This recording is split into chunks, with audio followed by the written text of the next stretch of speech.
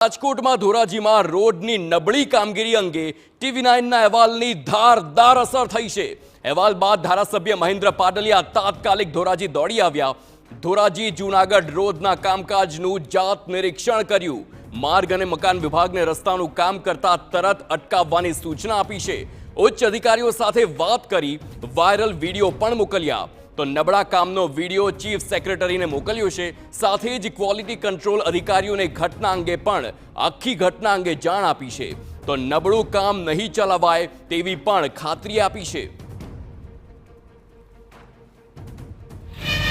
જેટલા વિડીયો હોય એટલા મને મોકલો।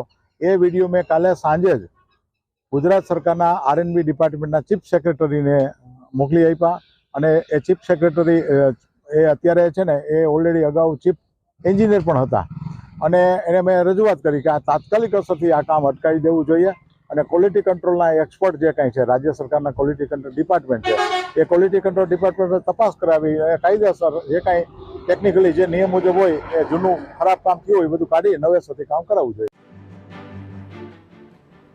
તો ધોરાજીથી જૂનાગઢ જતા રસ્તાનું કામ ખૂબ જ નબળું થયું છે।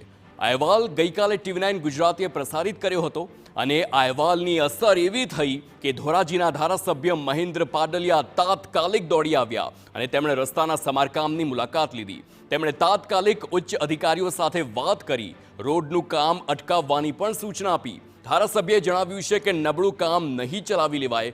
આમ ફરી એક વખત TV9 ગુજરાતી જનતાના પ્રશ્નો ઉઠાવવામાં અગ્રેસર રહ્યું છે।